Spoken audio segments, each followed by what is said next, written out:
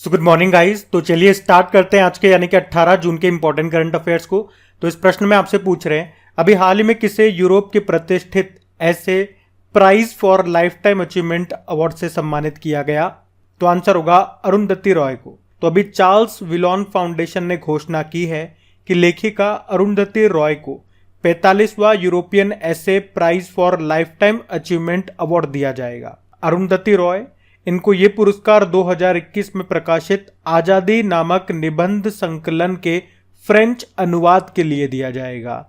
इसमें पुरस्कार के रूप में इनको भारतीय रुपयों में बात करेंगे तो 18 लाख रुपए मिलेंगे। अच्छा, इन्हीं से मिलता जुलता नाम एक मैंने यहाँ पे लिखा है, अनुराधा रॉय। आपको पता है साहित्य अकादमी पुरस्कार 2022 हमने पढ़े थे, उसमें पढ़ा था अंग्रेजी का साहित्य अकादमी पुरस्कार मिला अनुराधा रॉय को उनके novel all the lives we never lived के लिए, और हिंदी का मिला था बद्री नारायण को तुमड़ी के शब्द के लिए। अब आपको याद आ गया होगा। बाकी अभी केरल का सर्वोच्च सम्मान केरल ज्योति मिला एमटी वासुदेवन नायर को। तो ये इंपॉर्टेंट प्रश्न है, ध्यान रखना। बढ़ते हैं आगे।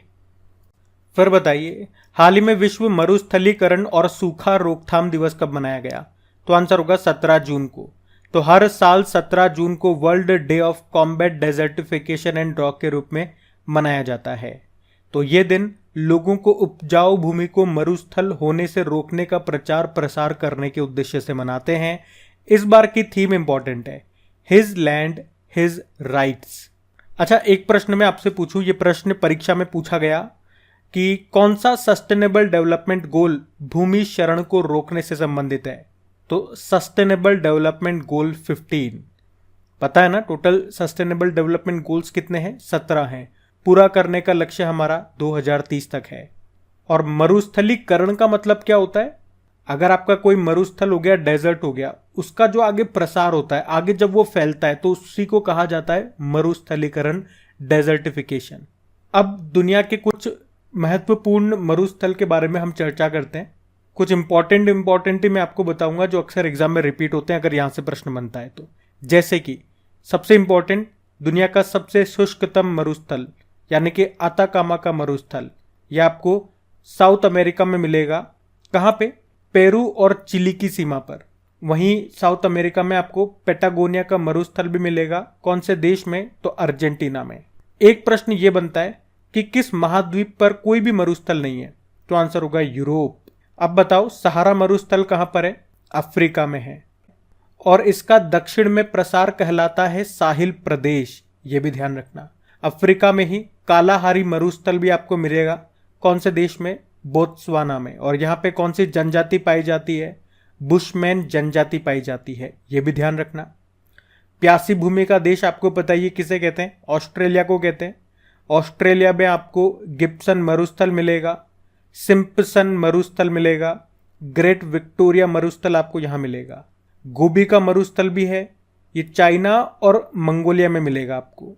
और रब अल खाली मरुस्थल ये आपको सऊदी अरब में मिलेगा। तो ये भी ध्यान रखना। ये कुछ इंपॉर्टेंट मरुस्थल थे जो अक्सर एग्जाम में रिपीट होते हैं, वो मैंने आपको एक साथ यहाँ पे बताएं। वैसे इंपॉर्टेंट डे वाला क्वेश्चन है, और जब भी इंपॉर्टेंट डे आता है उस महीने के सारे इंपॉर्टेंट डेज में आपको रिवाइज कराता हूँ। तो इस प्रश्न में नहीं, एक और प्रश्न आगे हम पढ़ेंगे, वहां मैं आपको रिवाइज कराऊंगा। अभी बढ़ते हैं आगे। तो इस प्रश्न में आपसे पूछ रहे हैं, अभी हाल ही में a life well spend for decades in the Indian foreign service नाम की बुक को किसने लिखा? तो आंसर होगा सतीश चंद्रा ने। तो भारतीय राजनयिक हैं सतीश चंद्रा। इन्होंने 1965 से 2005 तक भारतीय विदेश सेवा में अपने व्यापक करियर के बारे में बताया इस बुक में। इस बुक का नाम है a life well spend for decades in the Indian foreign service. आपको बता दूं, वे संयुक्त खुफिया समिति के अध्यक्ष भी रह चुके हैं और उप राष्ट्रीय सुरक्षा सलाहकार भी रह चुके हैं। सतीश चंद्रा इनका नाम है। बाकी डॉक्टर मनोज कुमार इन्होंने बुक लिखी है supreme court on commercial arbitration, और BK Shivani the power of one thought नाम से बुक लिखी। Aditya Bhushan guts amidst bloodbath नाम से बुक लिखी इन्होंने। तो ये बुक्स अभी न्यूज में थी, इनको ध्यान रखना। बढ़ते हैं आगे। फिर बताइए, अभी हाल ही में किसे इक्विटास स्मॉल फाइनेंस बैंक के एमडी सीईओ के रूप में नियुक्त किया गया? तो आंसर होगा पीएन वासुदेवन को। तो अभी पीएन वासुदेवन को 3 सालों के लिए इक्विटास स्मॉल फाइनेंस बैंक के फिर से एमडी सीईओ के रूप में नियुक्त किया गया। मतलब अभी तक यही थे, इनका कार्यकाल पूरा हो गया और अभी एक बार फिर से अगले 3 सालों के लिए इनको एमडी सीईओ बनाया गया है इक्विटास स्मॉल फाइनेंस बैंक का, जिसका हेडक्वार्टर मिलेगा आपको चेन्नई में।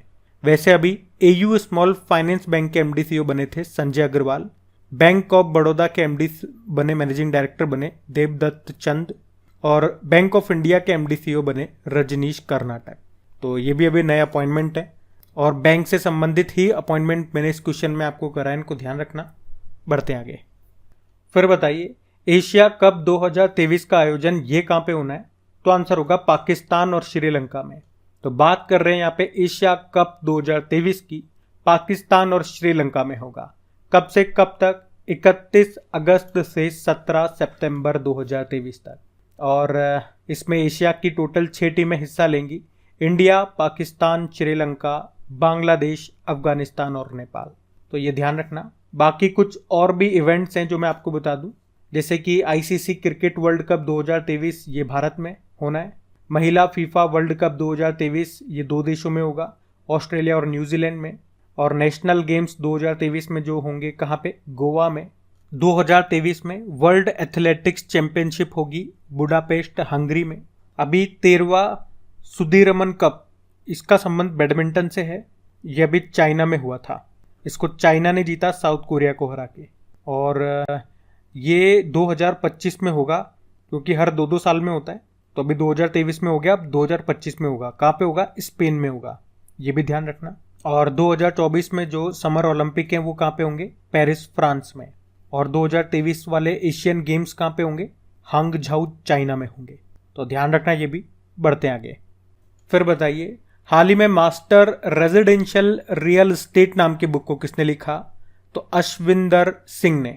तो अभी अश्विंदर आर सिंह, जो कि भारत में एक प्रसिद्ध रियल एस्टेट विशेषज्ञ हैं, उन्होंने ये बुक लिखी है जिसका नाम है मास्टर रेजिडेंशियल रियल एस्टेट। तो इस बुक में उचित सावधानी बरतने, सही स्थान चुनने और उचित मूल्य पर बातचीत करने और कानूनी अंधे स्थानों से बचने जैसे आवश्यक विषयों पर बात की गई है। अश्विंदर आर सिंह इनका नाम है। बाकी संदीप मारवा 8 Years ऑफ मोदी सरकार अ कंपाइलेशन ऑफ अचीवमेंट्स नाम से बुक लिखी। राम राघव ने पार्टीशन फ्रीडम नाम की बुक लिखी थी, जिसको लॉन्च किया था असम के गवर्नर गुलाब चंद कटारिया ने। और BK Shivani the power of one thought नाम से बुक लिखी इन्होंने। ध्यान रखना ये। बढ़ते हैं आगे। फिर बताइए अभी डिजिटल न्यूज रिपोर्ट 2023 के अनुसार भारत का सबसे अधिक विश्वसनीय मीडिया संगठन कौन सा है? तो आंसर होगा डीडी इंडिया। तो अभी रॉयटर्स इंस्टीट्यूट ने डिजिटल न्यूज रिपोर्ट 2023 को जारी किया है। तो एक तो इसमें यह बताया कि कौन सा देश समाचार पत्रों पे सबसे ज्यादा विश्वास करता है, मतलब समाचार पत्रों पर विश्वास के मामले में टॉप पर कौन सा देश है? तो आंसर होगा फिनलैंड। वहां के 69% लोग न्यूज़पेपर पर ट्रस्ट करते हैं। भारत की वहीं बात करेंगे तो भारत इस मामले में 24वें स्थान पे आता है। यहाँ के 38% लोग विश्वास करते हैं। और सबसे आखिरी में है ग्रीस, वहां के 19% ही विश्वास करते हैं, यानी कि 100 में से 19 लोग। अब अगर बात करें भारत का सबसे ट्रस्टेबल मीडिया कौन सा है इस रिपोर्ट के अनुसार, तो आंसर होगा डीडी इंडिया। इसमें 70% लोग इस पर ट्रस्ट करते हैं, यानी कि 100 में से 70 लोग। दूसरे नंबर पे आता है ऑल इंडिया रेडियो, इस पे 69% लोग ट्रस्ट करते हैं। आपको पता है अभी वर्ल्ड प्रेस फ्रीडम इंडेक्स आया था, जिसको रिपोर्टर्स विदाउट बॉर्डर जारी करता है। इसमें भारत 161 नंबर पे है, टॉप पे नॉर्वे है। और एक पुलित्जर पुरस्कार आपने सुना होगा, पत्रकारिता के क्षेत्र में दिया जाता है ये पुरस्कार, अमेरिका का पुरस्कार है। और इस बार अंतर्राष्ट्रीय रिपोर्टिंग में टॉप पे रहा था न्यूयॉर्क टाइम्स। और एक प्रश्न, इसका जवाब दो, एक प्रश्न पूछ रहा हूं, भारतीय प्रेस का मुक्तिदाता किसे कहा जाता है? तो इसका उत्तर क्या होगा? लॉर्ड मेटकॉफ को। अभी आपको पता है मर्सर के कॉस्ट ऑफ लिविंग इंडेक्स 2023 में रहने के लिए सबसे महंगा शहर कौन सा है भारत में? तो आंसर होगा मुंबई। और पूरे विश्व में है हांगकांग। और अभी नीति आयोग ने 2020-21 के वार्षिक स्वास्थ्य सूचकांक को जारी किया था। उसमें बड़े राज्यों में टॉप पर केरल है, तो छोटे राज्यों में त्रिपुरा टॉप पर है। और दुनिया के सबसे धनी शहरों की सूची में टॉप पर है न्यूयॉर्क। तो आर्थिक स्वतंत्रता सूचकांक में भारत 131 नंबर पर है और टॉप पे सिंगापुर है। चलो बताओ देश में डिजिटल तरीके से लेन देन करने वाले शहरों की सूची में कौन टॉप पर है? तो बंगलुरु है। और हुरुन ग्लोबल यूनिकॉर्न इंडेक्स 2023 में भारत तीसरे स्थान पर है। पहले पे अमेरिका है, दूसरे पे चाइना है। उसके अलावा सबसे ज़्यादा जल निकाय यानी कि वाटर बॉडीज ये किस राज्य में है? तो पश्चिम बंगाल में है। सबसे कम सिक्किम में है। किसके अनुसार? जल शक्ति मंत्रालय के अनुसार।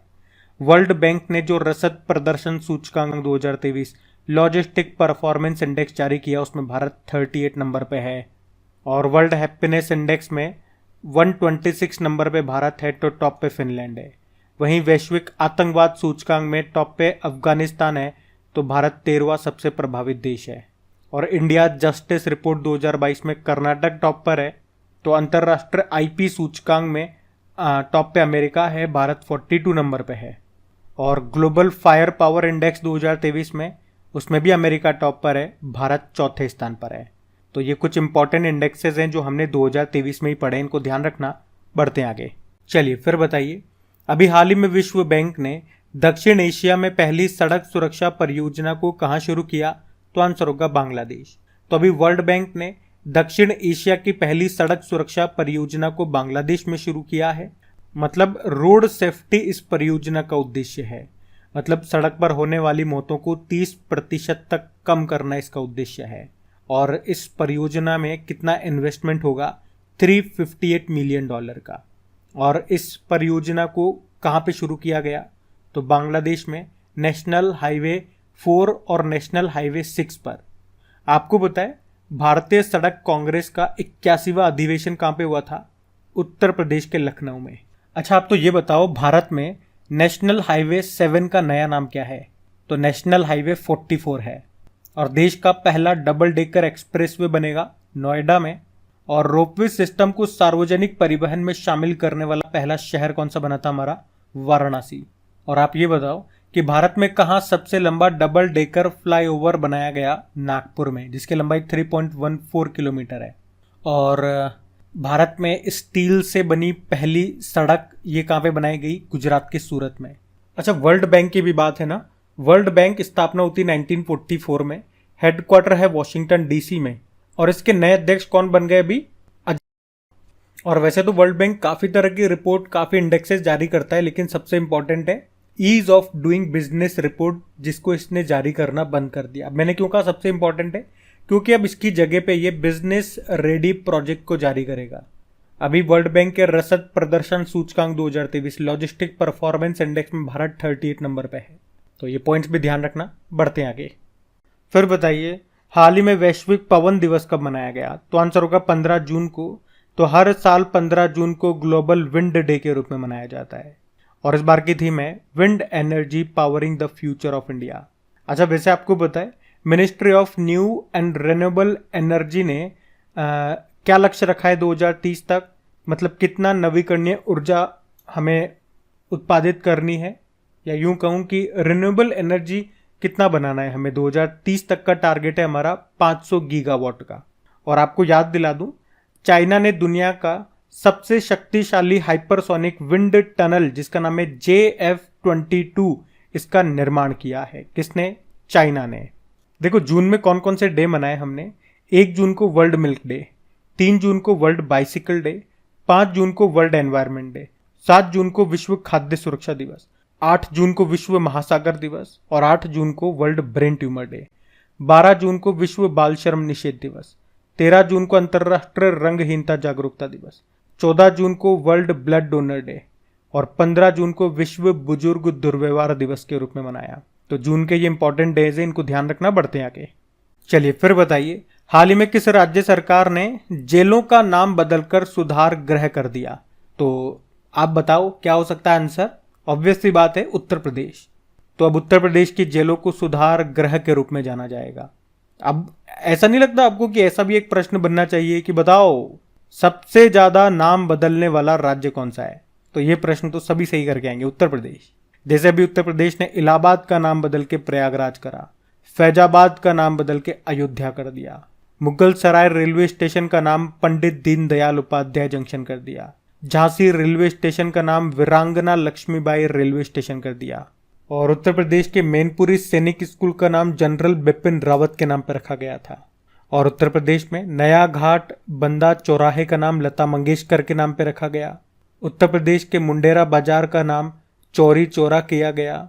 और उत्तर प्रदेश में अयोध्या एयरपोर्ट का नाम मर्यादा पुरुषोत्तम श्री राम के नाम पे रखा गया। तो ये ध्यान रखना। अब हम कल के करंट अफेयर्स का क्विक रिवीजन करेंगे। तो पहला प्रश्न पूछा था कि अंतर्राष्ट्रीय परिवार परीक्षण दिवस कब मनाया? 16 जून को। फिर पूछा किसने भारत में पहली बार खर्च खाता लॉन्च किया? Fino payment bank. फिर पूछा अभी किस लेखक ने 2023 के लिए एलिजाबेथ लॉन्गफोर्ड पुरस्कार जीता? रामचंद्र गुहा। फिर पूछा अभी चेन्नई में लॉन्च ASWSWC श्रेणी का तीसरा जहाज कौन सा है? INS अंजदीप।